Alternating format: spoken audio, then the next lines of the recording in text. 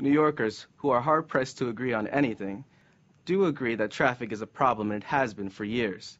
But New York's Mayor Michael Bloomberg has proposed a way to finally curb the traffic situation. Well, sort of.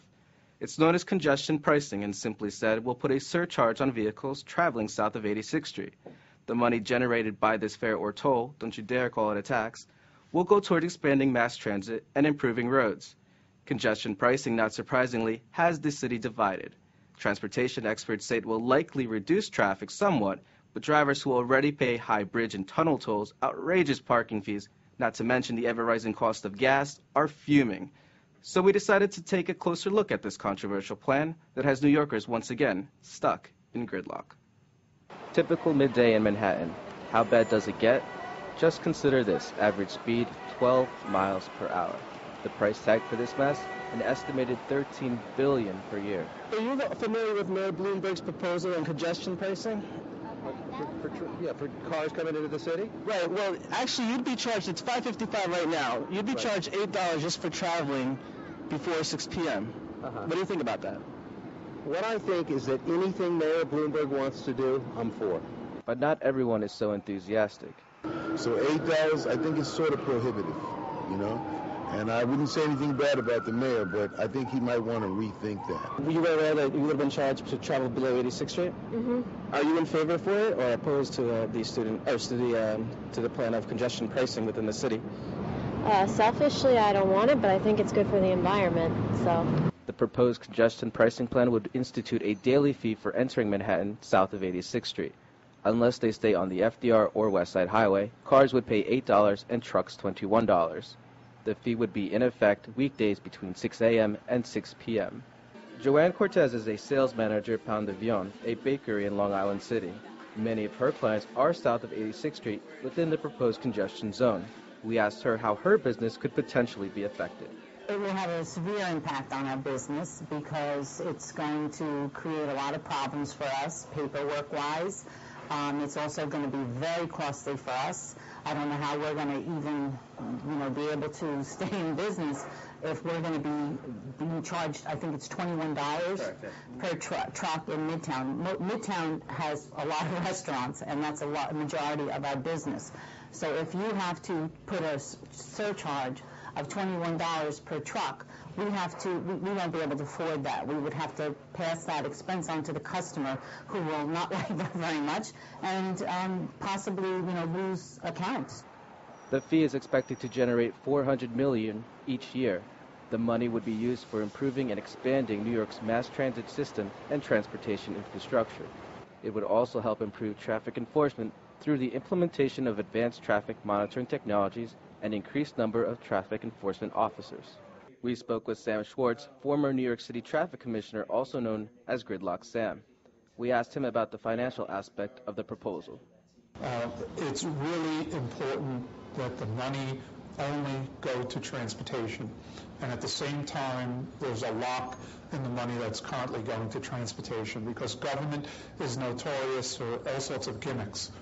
People announce more money for something, the budget office then removes some money, and you end up pretty much where you started. So to assuage the critics, I would say this is a fee, and tell people what the fee is going to go for.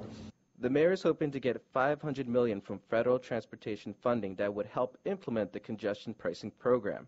Recipients of federal grants would be decided in August. Bloomberg also acknowledged that expected revenue from collected fees could help the MTA avoid a fare increase. So, city finances may very well be the main reason behind Mayor Bloomberg's strong push to approve the plan by this summer.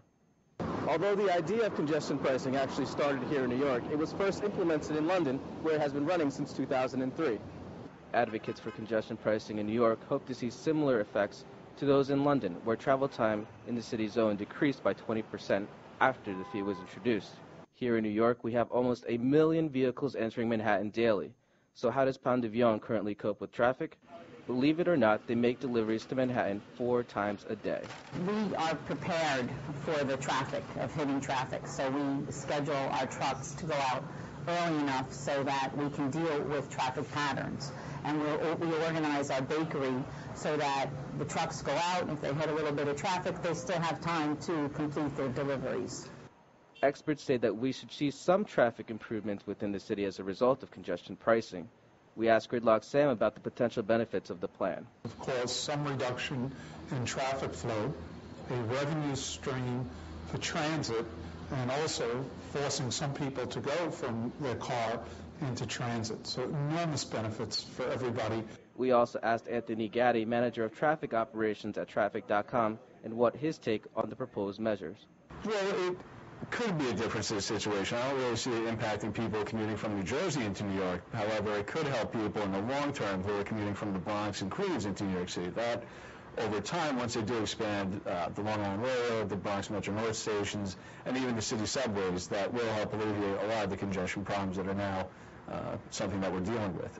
Do you see an actual decrease in the amount of time that it will take for a person to get into the city? Not immediately, but maybe over time. I mean, even after 9/11, people really didn't want to drive in with all the restrictions at the river crossings, and people still took their cars over taking mass transit. So, I mean, maybe there was a drop of 5 to 10 minutes. Maybe we'll see something similar to that, but nothing extreme. If the plan is approved, this is where the border would be, 86th Street. Vehicles entering below it would have to pay a fee, but don't expect to see any toll booths here.